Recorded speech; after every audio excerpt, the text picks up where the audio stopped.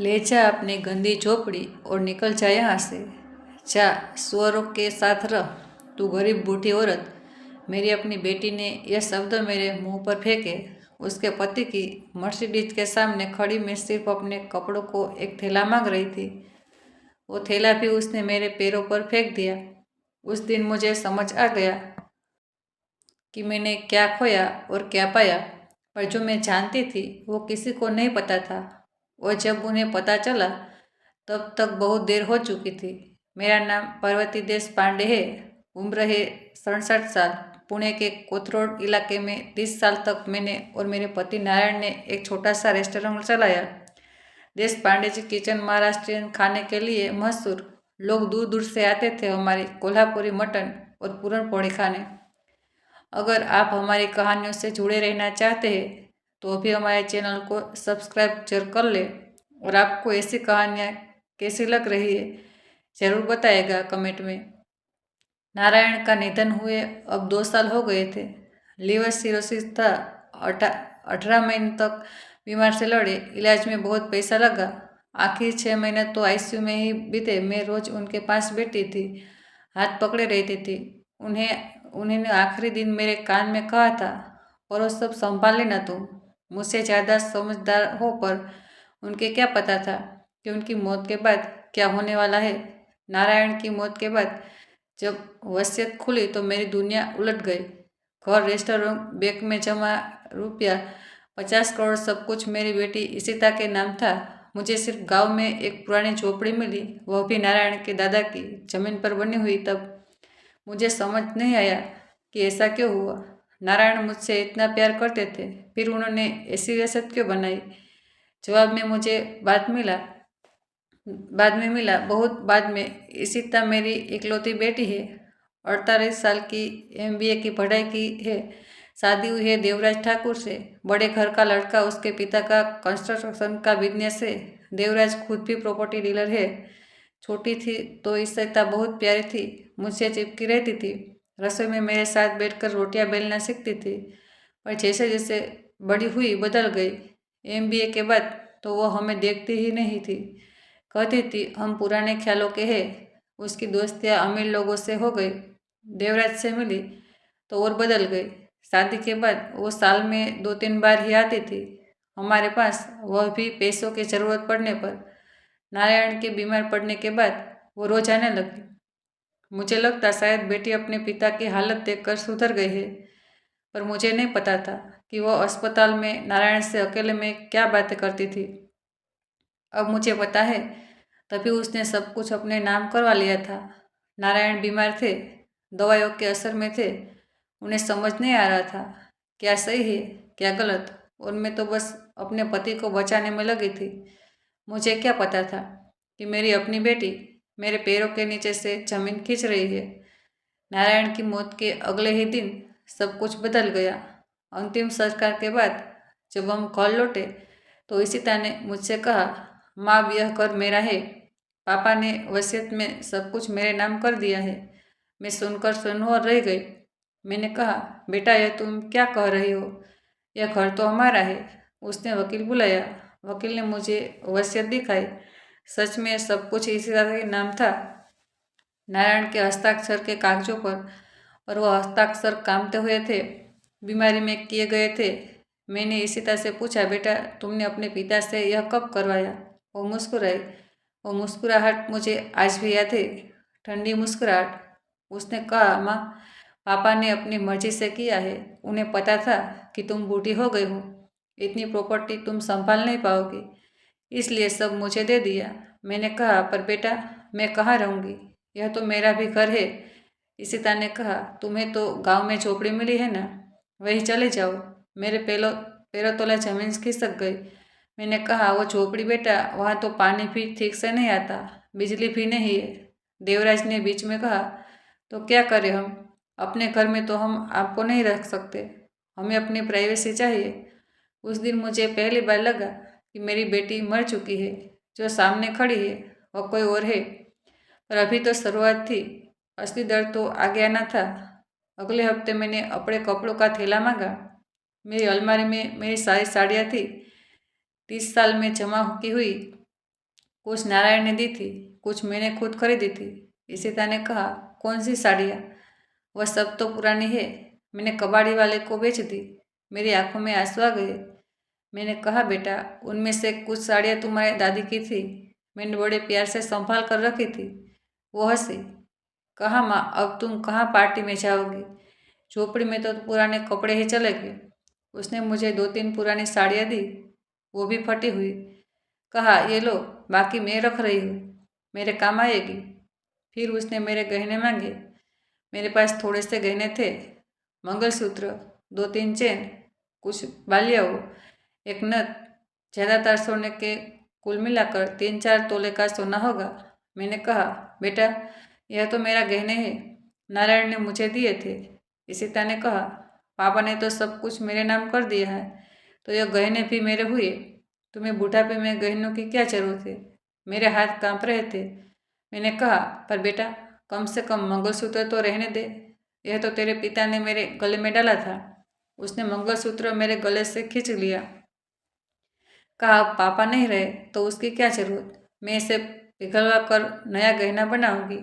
उस दिन कुछ टूट गया मेरे अंदर, पर मैंने कुछ नहीं कहा, बस चुपचाप देखती रही, क्योंकि मुझे याद आ रहा था एक बात नारायण ने आखिरी दिन कहा था, पर सब संभाल लेना।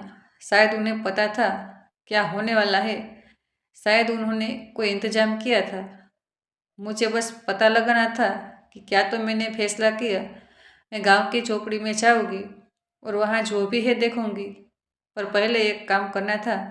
मैं पुणे के एक वकील के पास गई। उनका नाम था मिलंदी भोसले, नारायण के पुराने दोस्त थे। उन्होंने हमारे रेस्टोरेंट के कई कागजात बनवाए थे। मैंने उन्हें सब बताया, वसीयत दिखाई। मिलिंदी साहब ने कागजात ध्यान से पढ़े, फिर बोले, देवी जी, यह वसीयत मुझे सही नहीं लग रही है। नारायण जी कभी ऐसा नहीं करते। मुझे शक है यह उनकी मर्जी से नहीं बनी है। मैंने पूछा, तो क्या किया जा सकता है? उन्होंने कहा, आप चाहे तो कोर्ट में केस कर सकती है, पर उसमें समय लगेगा, और पैसा भी। आपके पास कितना पैसा है? मेरे पास कुछ नहीं था, इशिता ने सब छीन लिया था। मिलंदी साहब ने कहा, एक काम कीजिए, आप पहले गांव की झोपड़ी दिखाइए, वहाँ देखिए क्या है, फिर हमें सोचेंगे कि आगे क्या करना है।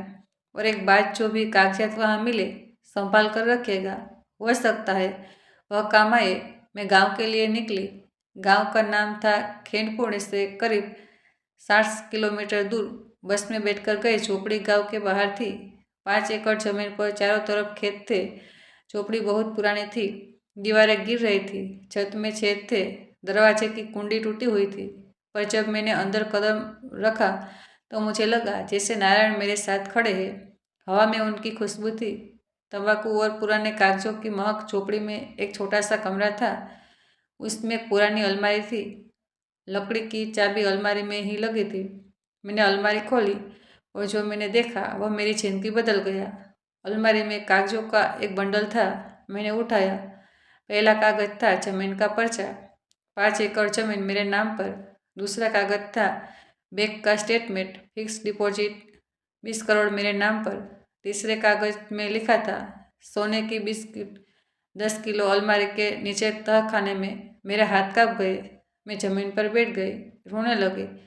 नारायण ने मेरे लिए सब इंतजाम कर रखा था। उन्हें पता था कि इशिता क्या करेगी, इसलिए उन्होंने अपनी असली दौलत यहाँ छुपा दी थी। मेरे नाम पर वसीयत में जो 50 करोड़ इशिता को मिले थे, वह तो कुछ भी नहीं थे। असली दौलत तो यहाँ थी। पर एक और कागज था, सबसे अहम, रेस्टोरेंट की पार्टनरशिप डीड। उसमें लिखा था पार्वती देशपांडे 70%, नारायण देशपांडे 30%। मतलब रेस्टोरेंट पर मेरा हक था। 70% इशिता को वसीयत में जो रेस्टोरेंट मिला था वो सिर्फ 30% था। मैं समझ गई, नारायण ने जानबूझकर ऐसा किया था। उन्होंने वसीयत में सिर्फ अपना हिस्सा इशिता को दिया था। मेरा हिस्सा तो मेरा ही था। मैंने अलमारी के नीचे देखा। सच में एक छोटा सा तहखाना था। उसमें एक लोहे का बक्सा था। बक्स में सोने की बिस्कुट थी 10 किलो, आज के भाव में करीब 15 करोड़ की। मैं वही बैठी रही, घंटों सोचती रही कि अब क्या करूं। फिर मुझे याद आया इशिता का वो चेहरा जब उसने मेरा मंगलसूत्र खींचा था। जब उसने मुझे गरीब बूढ़ी औरत कहा था, मैंने फैसला कर लिया। मैं खेड़ गांव में ही रुकी, झोपड़ी में सफाई की, पड़ोसियों से मदद ली। 1 हफ्ते में झोपड़ी रहने लायक हो गई।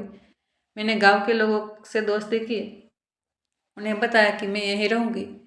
अब वह सब बहुत अच्छे थे, मेरी मदद करते थे, और मैं चुपचाप अपना काम कर रही थी। मैं पुणे जाती थी, मिलिंद साहब से मिलती, सारे कागजात उन्हें दिखाए। उन्होंने जांच की, सब सही था, सब कानूनी था। मिलिंद साहब ने कहा, देवी जी, यह जमीन आजकल बहुत कीमती है। यहाँ से थोड़ी ही दूर पर IT कंपनियों के ऑफिस बन रहे हैं। आपकी यह 5 एकड़ जमीन कम से कम 75 करोड़ की है। 75 करोड़ सिर्फ जमीन की, बाकी 20 करोड़ FD में, 15 करोड़ सोने में, कुल मिलाकर 110 करोड़। और इशिता के पास 50 करोड़। वह भी अगर कोई दिक्कत नहीं हुई। तो मैंने मिलिंद साहब से पूछा, और रेस्टोरेंट का क्या? उन्होंने कहा, वह तो आपका है 70%। आप चाहे तो कल ही वहाँ जाकर अपना हक मांग सकती है। और मैंने कहा, नहीं, अभी नहीं, अभी मैं इंतजार करूँगी, सही समय पर सब पता चलेगा। मिलिंद साहब मुस्कुराए, बोले, आप बहुत समझदार है देवी जी। नारायण जी ने सही कहा था आपके बारे में।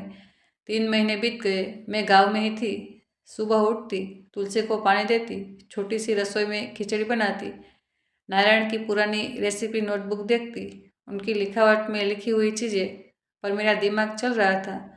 मैं सब कुछ प्लान कर रही थी।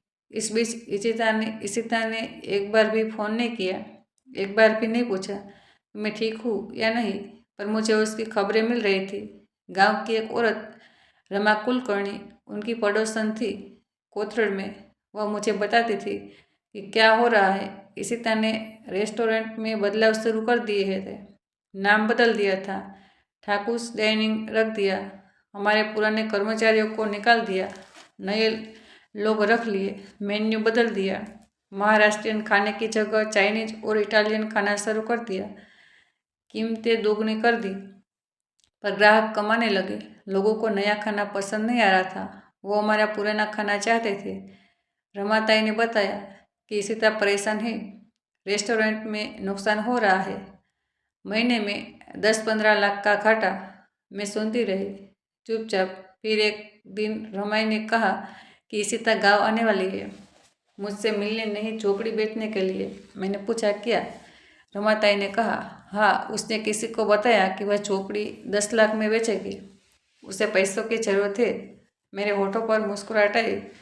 अब समय आ गया था। अगले हफ्ते इशिता आई दरवाजे के साथ, मर्सिडीज में। गांव वालों ने उन्हें देखा, बड़ी गाड़ी, महंगे कपड़े। वो सीधे झोपड़ी पर आए। मैं बाहर बैठी थी, छोटे से बरात में मैं चाय बना रही थी। इशिता ने मुझे देखा, थोड़ा चौंकी, शायद उम्मीद नहीं थी कि मैं यहाँ रहूँगी। उसने कहा, माँ, तुम यहाँ क्या कर रही हो? मैंने शांत आवाज में कहा, रह रही हूँ बेटा, और क्या करूँगी। देवराज ने कहा, अच्छा है, हम आपसे बात करने आए हैं। यह झोपड़ी हम बेचना चाहते हैं। मैंने पूछा, बेचना चाहते हो? किसके नाम है यह झोपड़ी? इशिता ने कहा, पापा के नाम थी, अब मेरे नाम है। वसीयत में सब कुछ तो मुझे मिला है। मैंने कहा, अच्छा, तो तुमने कागजात देखे हैं? देवराज ने कहा, हाँ देखे हैं, अब जल्दी करो, हमें एक बिल्डर मिला है, वह 10 लाख देने को तैयार है। मैंने चाय का घूंट लिया, फिर कहा, 10 लाख इतना कम? इशिता हंसी, कहा, माँ, यह तो झोपड़ी है, गिरी हुई, उसकी 10 लाख भी बहुत है। मैंने कहा, वह जमीन का क्या? 5 एकड़ जमीन है या? देवराज ने कहा, वह तो बेकार जमीन है, खेती की कोई कीमत नहीं है। मैं उठी, अंदर गई, अलमारी से कागज निकाले, बाहर आई। मैंने इशिता के सामने कागज रखे, कहा, यह देखो, यह जमीन का पर्चा है, किसके नाम है? इशिता ने कागज उठाया, पढ़ा, उसका चेहरा सफ़ेद हो गया। कागज में लिखा था, पार्वती देशपांडे। देवराज ने झपट कर कागज लिया, पढ़ा, बोला, यह कैसे हो सकता है? वसीयत में तो, मैंने कहा, वसीयत में सिर्फ वह चीज़ें थी जो नारायण के नाम थी। यह जमीन मेरे नाम है, शुरू से नारायण के दादा ने मुझे दी थी। शादी के समय यह झूठ था, पर उन्हें कैसे पता चला था? कागजात तो असली थे। नारायण ने अपनी मौत से पहले यह जमीन मेरे नाम ट्रांसफ़र कर दी थी। कानूनी तरीके से। इशिता की आंखों में गुस्सा था। उसने कहा तो क्या, यह तो बेकार जमीन है, 10 लाख से ज़्यादा की नहीं। मैंने एक और कागज़ निकाला, कहा यह देखो, यह प्रॉपर्टी वैल्यूएशन रिपोर्ट है। सरकारी इस जमीन की कीमत है 75 करोड़। खामोशी छा गई। इशिता ने कागज छीना, पढ़ा, उसके हाथ कांप रहे थे। देवराज ने कहा यह नहीं हो सकता, इतनी जमीन कीमत। मैंने कहा हो सकता है, यहाँ से 5 किमी दूर IT कंपनियों के ऑफिस बन रहे हैं। यह इलाका बहुत महंगा हो गया है। इशिता बैठ गई। उसका चेहरा देखने लायक था, जैसे किसी ने थप्पड़ मारा हो, पर मैं रुकी नहीं। मैंने तीसरा कागज निकाला, कहा और यह देखो बैंक स्टेटमेंट, मेरा नाम पर 20 करोड़ की FD है। 20 करोड़ की FD है। देवराज की आंखें फटी रह गई। उसने कहा 20 करोड़ में? कहा हाँ, नारायण ने अपनी जिंदगी पर मेहनत के पैसे बचाए, मेरे नाम पर FD करवाई, सब कानूनी है। सीता ने चिल्लाकर कहा यह झूठ है, पापा ने कभी ऐसा नहीं किया होगा। मैंने शांति से कहा झूठ नहीं है बेटा, सच है, तुम बैंक में जाकर पूछ सकते हो। सारे कागजात मेरे वकील के पास है। देवराज ने पूछा वकील? कौन कौन वकील? मैंने कहा मिलिंद भोसले, तुम्हारे पिता के दोस्त, वो सब जानते हैं। इशिता की आंखों में आंसू आ गए, पर वो गुस्से के आंसू थे।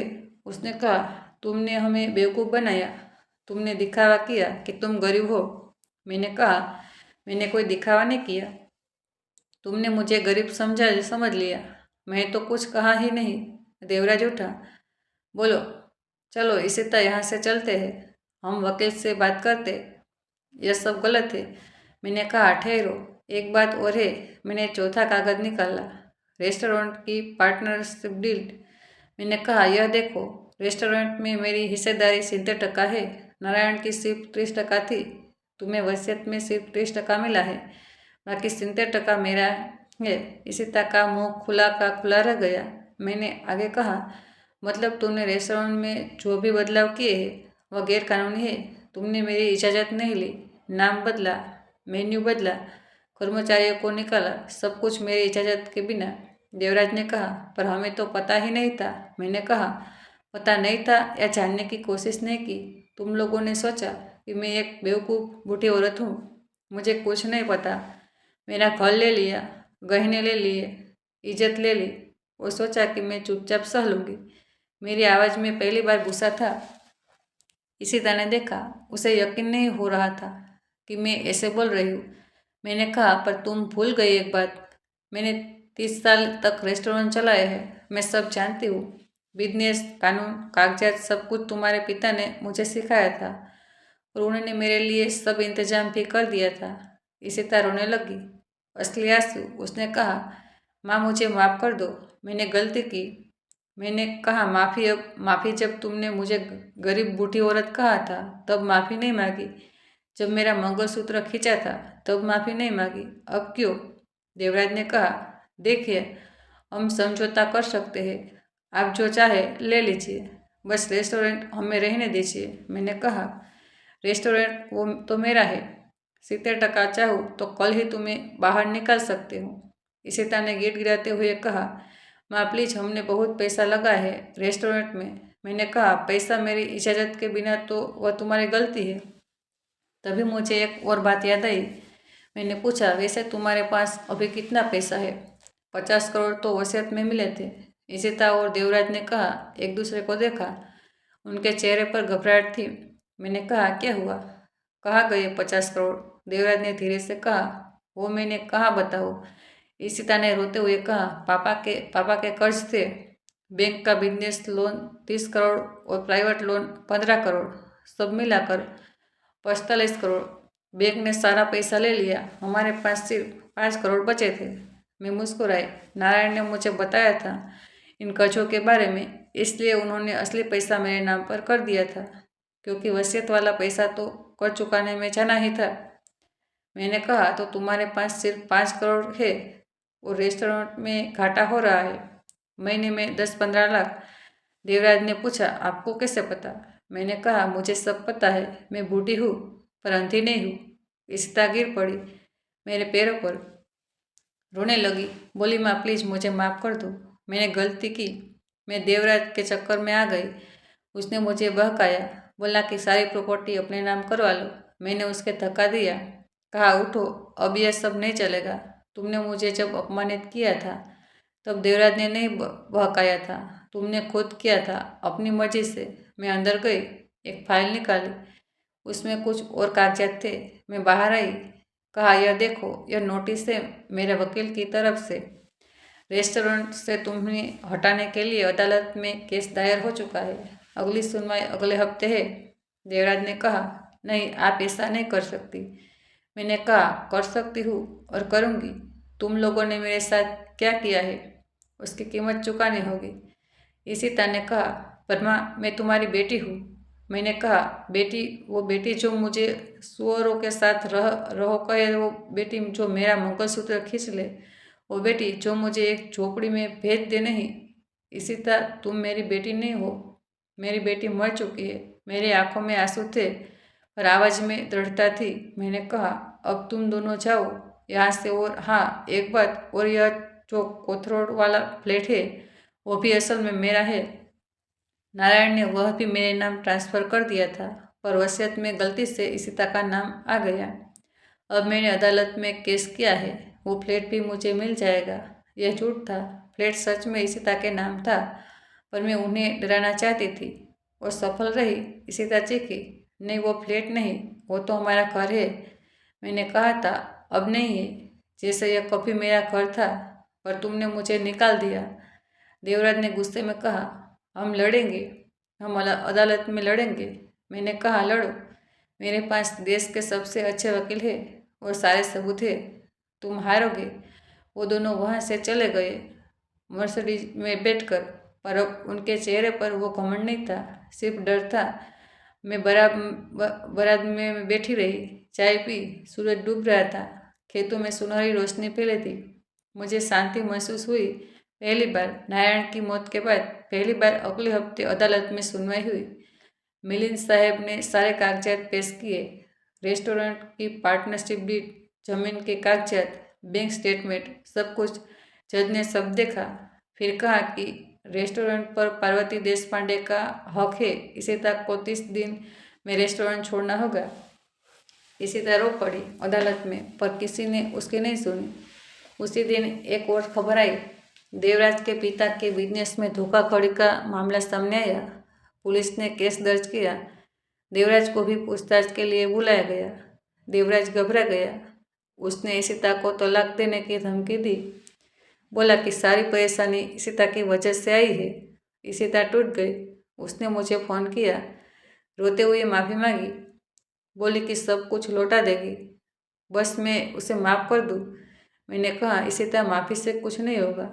तुमने जो किया है उसकी सज़ा भुगतनी होगी। अब तुम्हें पता चलेगा कि गरीबी में जीना कैसा लगता है। फिर मैंने फ़ोन काट दिया। 3 महीने बाद रेस्टोरेंट फिर से मेरे पास आ गया।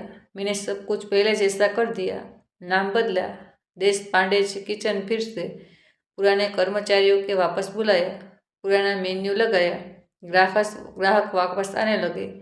लोग खुश थे, कहते थे, पर्वती ताई, अच्छा हुआ आप वापस आई, हमें आपका खाना बहुत याद आता था। रेस्टोरेंट फिर से चल पड़ा। अच्छा चला। महीने में 30-40 लाख का मुनाफा होने लगा। मैंने गांव की ज़मीन बेच दी। 75 करोड़ में एक बिल्डर को उसने वहां अपार्टमेंट बनाने का प्लान किया। मैंने वो पैसे इस्तेमाल किए, 2 और रेस्टोरेंट खोले, एक मुंबई में, एक गोर में। देश पांडेज किचन की चेन बन गई। मैंने कोथरूड का फ्लैट नहीं छीना इशिता से, वह झूठा था। मैं सिर्फ डराना चाहती थी, पर इशिता को अपनी गलती का एहसास करवाना जरूरी था। इशिता और देवराज की हालत खराब हो गई। देवराज के पिता के बिजनेस में जांच चल रही है। उनके बैंक अकाउंट फ्रीज हो गए। फ्लैट बेचना पड़ा कर्ज चुकाने के लिए। अब वह एक छोटे से किराए के मकान में रहते हैं। इशिता ने नौकरी ढूंढी, एक शॉपिंग मॉल में सेल्स गर्ल बन गई। महीने में 15,000 तनख्वाह। रमाताई ने बताया कि इशिता रोज रोती है, कहती है कि उसने बहुत बड़ी गलती की, पर मैंने उससे माफ़ नहीं किया, कभी नहीं करूँगी, क्योंकि कुछ चीज़ें माफ़ नहीं की जा सकती। माँ का अपमान उनमें से एक है। आज मैं अपने नए घर में बैठी हूँ, पुणे में ही एक सुंदर सा बंगला बगीचे के साथ नारायण की तस्वीर दीवार पर लगी है। उनकी मुस्कुराहट देखती हूँ तो लगता है वह कह रहे हैं, पर मैंने कहा था ना तुम सब संभाल लोगी। हाँ नारायण, मैंने सब संभाल लिया। मैं पुणे में रहती हूँ। आप कहाँ से हैं? कमेंट में ज़रूर बताइएगा। शायद आपके शहर की भी कोई कहानी सुना दूँ किसी दिन। रोज़ सुबह मैं पूजा करती हूँ, नारायण की तस्वीर के सामने दिया जलाती हूँ, उन्हें धन्यवाद देती हूँ। उन्होंने मेरे लिए सब इंतजाम कर दिया था, मुझे बस समझना था और मैंने समझ लिया। इस कहानी से मैंने सीखा कि कभी किसी को कमज़ोर मत समझो, खासकर बुजुर्गों को। हमने ज़िंदगी में बहुत कुछ देखा है, बहुत कुछ सीखा है। हम चुप रहते हैं तो इसका मतलब यह नहीं कि हम डरपोक हैं। इसका मतलब है कि हम सही समय का इंतज़ार कर रहे हैं। इशिता ने सोचा था कि मैं एक बेवकूफ़ बूढ़ी औरत हूँ। उसने मुझे झोपड़ी में भेज दिया, पर उस झोपड़ी में ही मेरी असली ताकत छुपी थी। आज मेरे पास 110 करोड़ से ज़्यादा की संपत्ति है, 3 रेस्टोरेंट है, एक बंगला है, इज्जत है, शांति है और इशिता के पास सिर्फ पछतावा है और एक छोटी सी नौकरी। क्या यह सजा काफ़ी है? नहीं, पर यह शुरुआत है। मैं कभी कभी सोचती हूँ कि क्या मैंने सही किया? क्या मुझे इशिता को माफ़ कर देना चाहिए था? आखिर वह मेरी बेटी है। पर फिर मुझे याद आता है वह दिन जब उसने मेरा मंगलसूत्र खींचा था, जब उसने मुझे सुअरों के साथ रहो कहा था, जब उसने मुझे एक बूढ़ी बेकार औरत समझा था। नहीं, मैंने सही किया।